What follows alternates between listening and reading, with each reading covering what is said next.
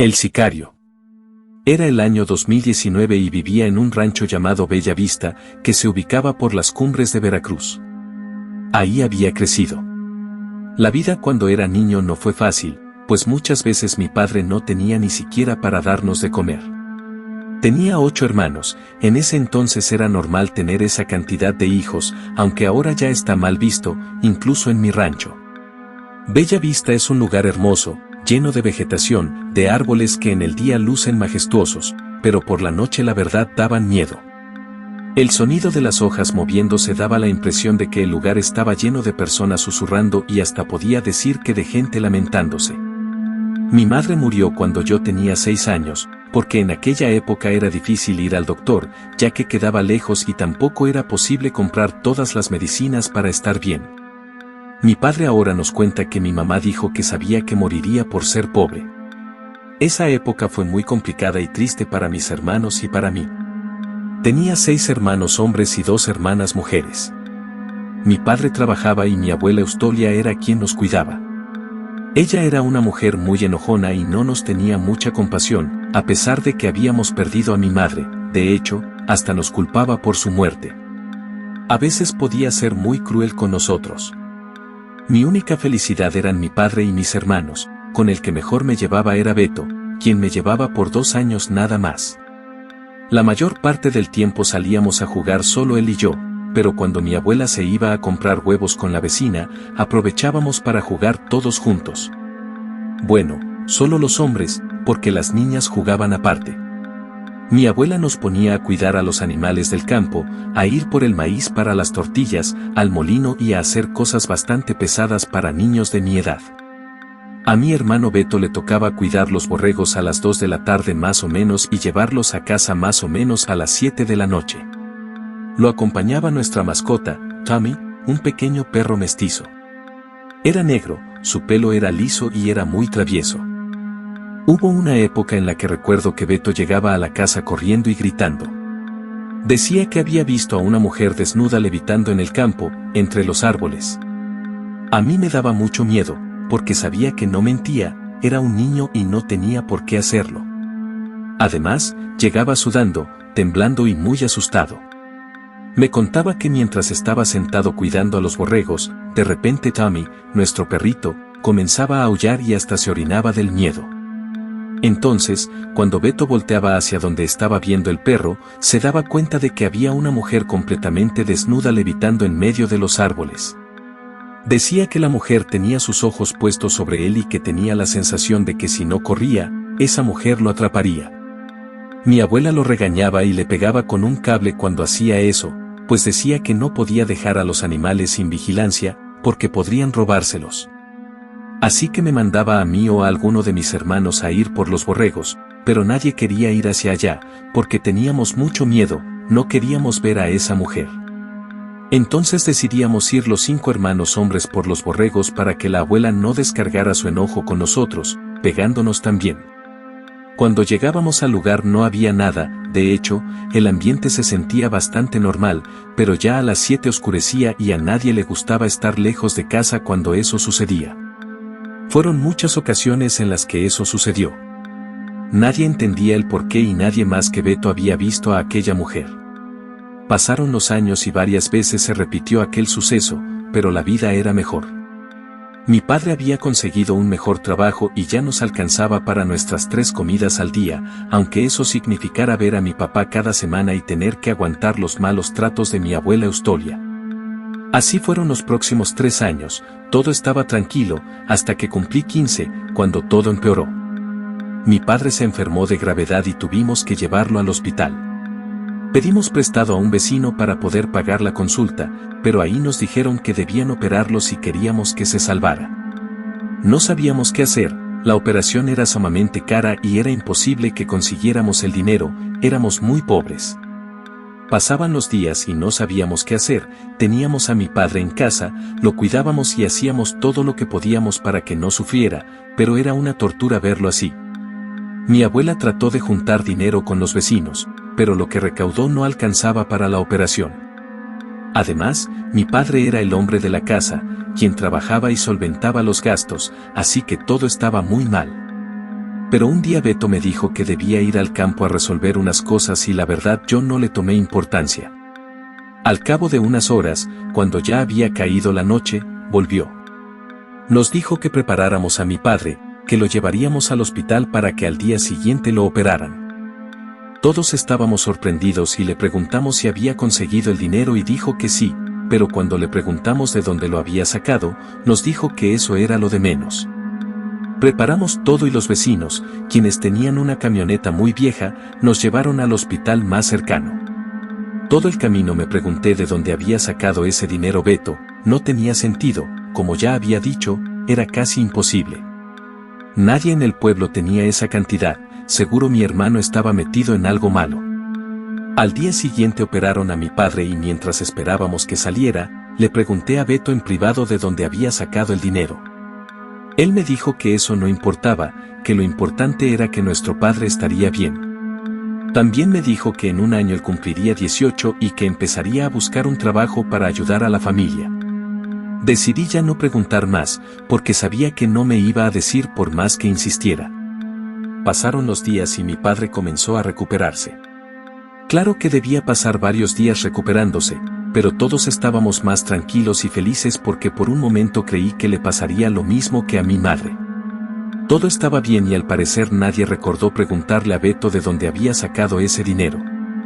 Una tarde, Beto y yo salimos a buscar a Tommy, nuestro pequeño perrito, porque se había escapado.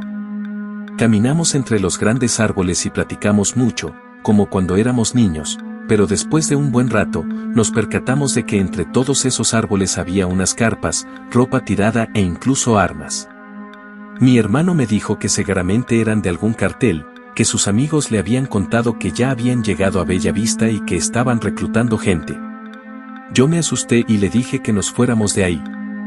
Él asintió moviendo la cabeza, pero se quedó unos minutos más mirando. Parecía que no había nadie. Le toqué el hombro y le repetí que debíamos irnos. De regreso, tuvimos la suerte de encontrar a nuestra mascota, así que todo había valido la pena. Cada día parecía mejor para nuestra familia después de eso, hasta que un día algo cambió. Me di cuenta de que mi hermano Beto salía cada vez más y llegaba muy tarde. Él decía que era porque estaba buscando trabajo, pero yo lo conocía bien y sabía que había algo más que eso. Una noche, mientras esperaba a Beto, me quedé dormido y en mis sueños lo vi. Estaba frente a frente con esa mujer que describía que veía cuando iba a cuidar a los borregos. Yo nunca la había visto, pero algo en mi sueño me decía que era ella. Pero unos segundos después, algo me despertó. Era mi hermano Beto, quien me movía con fuerza. No lograba verlo muy bien por la oscuridad, pero noté que estaba llorando y una gota de su sudor cayó en mi brazo. Le pregunté si estaba bien y él me dijo que no. Me dijo que saliéramos y que afuera podría contarme. Salimos y nos alumbramos con una vela. Hacía mucho frío, el viento pegaba en la cara y la neblina daba un aspecto terrorífico al campo. Nos sentamos en unos troncos y le pregunté qué estaba pasando. Él me dijo que solo me contaría porque tenía confianza en mí y que sabía que no le diría a nadie. Además, dijo que no podía más. Lo escuché con atención y comenzó a contarme que cuando mi padre había enfermado, tenía mucho miedo de que le pasara lo mismo que a mi madre y que él sabía que no podía soportar estar así. Quería ayudar, encontrar la solución para conseguir el dinero. Me dijo que un amigo suyo que vivía en el pueblo le dijo que podía pedirle al diablo que lo ayudara y que si le ofrecía algo lo suficientemente jugoso a cambio, el diablo podría ayudarlo. Cuando dijo eso, abrí mis ojos sorprendido y le pregunté si acaso estaba loco, pero él me interrumpió. Me dijo que como no tenía otra opción, le hizo caso a su amigo y una noche pidió al diablo varias veces que lo ayudara, hasta que se quedó dormido y comenzó a soñar con la mujer que le evitaba y que lo atormentaba cuando cuidaba a los borregos. En su sueño, esa mujer se acercaba a él y le decía que debía ir a verla al día siguiente al campo para poder cumplirle su petición. Cuando despertó, sabía que debía hacerlo, y más aún cuando vio cómo estaba mi padre. Con miedo, fue al lugar donde siempre veía a esa mujer, a la misma hora en la que lo mandaban a cuidar a los borregos, y esperó unos minutos muriéndose del miedo. En el momento en que estaba decidido a irse, escuchó algo entre los árboles y cuando entrecerró los ojos para ver mejor, se dio cuenta de que era aquella mujer acercándose poco a poco a él. El terror se estaba apoderando de sus piernas y quería huir corriendo de ahí, pero el deseo de ver bien a nuestro padre pudo más y, aún con lágrimas en sus ojos, se quedó. Me contó que esa mujer se veía 1000 veces más espantosa de cerca, que en sus ojos había dientes y que en su boca había sangre y tenía un olor putrefacto. Estaba desnuda y su piel era casi verdosa. La mujer le dijo con una voz de otro mundo que Satanás la había mandado y que le concedería el favor solo si él le daba un sacrificio humano. El dinero que necesitaba estaba enterrado justo ahí, pero si lo tomaba, debía estar consciente de que debía entregar su sacrificio. Si lo tomaba y no entregaba lo que el diablo le pedía, entonces uno de nuestros hermanos moriría e iría directo al infierno. En el momento en que quise interrumpir a Beto, él me dijo que lo dejara terminar y siguió con su relato, contándome que como no tenía idea de qué hacer, desenterró el dinero, que era justamente lo que necesitaba para la operación de nuestro padre. Y que aunque tenía miedo, sabía que debía cumplirle al diablo. No quería que se cobrara solo con alguien de su familia.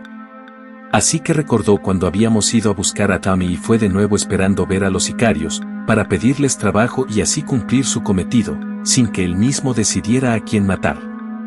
Esas personas le dieron el trabajo y le dijeron que debía matar al dueño de una miscelánea en la ciudad, porque no había querido pagar derecho de piso. Beto estaba decidido a hacerlo, sabía que no tenía opción, pero cuando estuvo frente a frente con esa persona se dio cuenta de que le iba a costar mucho. Llevaba una capucha que escondía su rostro y con lágrimas en los ojos le dijo al Señor que él no quería hacerlo, pero que no tenía opción, y lo llevó hasta una de sus bodegas y lo mató, mientras todos sus trabajadores escuchaban. En el momento en que mi hermano terminó la última palabra, le grité que si acaso estaba loco, era imposible que todo lo que me estaba contando fuera real. Simplemente no podía creerlo. Mi hermano me abrazó y comenzó a llorar, me dijo que lo sentía, pero que no tuvo opción, era la única manera en la que el diablo no se llevaría a alguien de la familia. Viendo cómo se encontraba, le dije que no se preocupara, que solo debía dejar de ir con esas personas que lo mandaron a matar a ese pobre hombre y que haríamos como si nada hubiera pasado. Volveríamos a ser la familia feliz de antes. Quizá en el pasado no valorábamos nuestras vidas, pero en ese momento nos dimos cuenta de que a pesar de ser pobres y de tener una abuela regañona, siempre habíamos sido niños felices. Beto me prometió no volver con aquellos sicarios y estar tranquilo en casa, yo me encargaría de que nada de eso saliera a la luz. Nos fuimos a dormir después del abrazo y prometimos jamás mencionar nada. Estábamos más tranquilos, pero eso era porque no sabíamos qué pasaría después. Algo que incluso en el presente sigue repercutiendo en nuestras vidas. Fueron 2 semanas de paz, todo había vuelto a la normalidad, hasta que un día mi padre mandó a mi hermano a comprar maíz al centro del pueblo. Eran más o menos las 5 de la tarde. Pasó 1 hora y no volvía, pasaron 2 y nada, luego 4 y fue ahí cuando decidimos ir a buscarlo, pero cuando llegamos a la tienda del centro nos dijeron que Beto no había estado ahí. Me asusté y comencé a preguntar en los alrededores, pero nada. Mis hermanos, al verme tan preocupado, estaban totalmente confundidos. Me dijeron que me mantuviera tranquilo, que seguro Beto se había ido con algún amigo a jugar fútbol o algo así, pero yo no los escuchaba, solo pensaba en la mujer levitando en el campo, el pacto que mi hermano había hecho con Satanás y en el cartel que habitaba en Bella Vista. Beto corría peligro y yo no quería que nada malo le sucediera. Como ya no sabíamos dónde más buscar, regresamos a casa y mi abuela me dijo que probablemente Beto regresaría borracho o con una buena excusa. Parecía que no estaba preocupada, pero en la noche la escuché orar por él. Pasó toda la noche y Beto no llegó. Para ese momento yo ya pensaba lo peor y tenía mucho miedo. Me senté bajo un árbol, lejos de casa, y comencé a llorar. No era muy religioso, pero no encontraba otra opción. Así que comencé a pedir por mi hermano, pero mientras recitaba esas palabras, comencé a sentir un calor intenso en mi interior y no era algo bueno. Paré la oración y después de pensar un buen rato, caminé hacia mi casa esperando que cuando llegara, mi hermano ya estuviera ahí. Y lo que esperaba se hizo realidad, pues Beto estaba en la sala, siendo interrogado por la abuela, mi padre y mis hermanos. Solo escuché que dijo que estaba bien, que había encontrado a un viejo amigo y lo había invitado a su casa en la ciudad y como le llegó la noche, se tuvo que quedar. Lo reprendieron diciéndole que jamás volviera a hacer algo así, pues nos tenía a todos preocupados. Cuando Beto entró al cuarto, le pregunté qué le había pasado, le dije que no me creía la historia de que se había ido con un amigo. Me miró con tristeza y me dijo que saliéramos a hablar. Al llegar a un lugar más tranquilo, me contó que antes de llegar a la tienda del centro, varios hombres encapuchados lo interceptaron, le cubrieron la cara y lo subieron a una camioneta. Ya estando en el destino, comenzaron a golpearlo, pero solo en lugares en donde no se notara, como en el estómago, las piernas y el pecho. Después le cortaron un dedo del pie y luego le pusieron alcohol. Dice que jamás había sentido tanto dolor en su vida. Se quitó el zapato y me mostró su pie, luego se alzó la playera y estaba todo lleno de moretones. Inevitablemente comencé a llorar y él me abrazó. Era mi mejor amigo, mi hermano, y me dolía que estuviera pasando por todo eso. Él trató de calmarme, me dijo que no pasaba nada, que ya estaba resuelto. Me contó que uno de los más pesados del cartel había hablado con él y que le había dicho que no podía simplemente desaparecerse y hacer como si nada. Si ya había entrado a ese mundo jamás podría salir, solo muerto. Pude ver su expresión de miedo, de resignación y de tristeza. Esa tarde nos tiramos en el pasto, sabiendo que nada volvería a ser igual jamás. Pasaron los años y mi abuela murió. Ella jamás supo que su nieto era parte de los sicarios del pueblo y eso era un alivio. Luego yo me vine a vivir a la ciudad y me traje a mi padre, encontré un trabajo bastante decente en una fábrica de zapatos y mis hermanos igual. Dejamos el pasado en aquel ranchito hermoso que un día nos vio nacer, todos menos Beto. Él se quedó en Bella Vista. Compró una casa y nunca sentó cabeza, hasta el día de hoy. Tiene hijos por todo el pueblo y sigue trabajando en lo mismo. Siempre que puedo lo visito o me visita, me cuenta cómo le va en el negocio y la verdad es que desde hace muchos años sus ojos ya no tienen brillo, sus labios están secos, simplemente ya no es el mismo. Pero yo siempre lo voy a querer, él siempre será mi hermano y entiendo su cambio. Beto no tuvo opción y todo lo hizo por su familia, porque puso a mi padre antes que a él mismo y eso siempre se lo voy a agradecer. Muchas veces me contó que había vuelto a ver a la mujer levitando cerca de su casa y que temía que algún día fuera por él. Sabía que estando en ese mundo todo era posible. Había ayudado mucho al pueblo, daba despensas, incluso dinero a los más necesitados. Las personas de ahí lo querían mucho y hasta llegaron a nominarlo para ser presidente, pero nunca pasó. Su apodo era Metra y sigue ahí, no tiene opción. ¿Quién diría que ya no le debe nada al diablo, pero sí a un cartel? Y bueno, esa es la historia de mi familia, más específicamente de mi hermano. La pobreza nos quitó a mi madre, pero gracias a él tenemos a mi padre.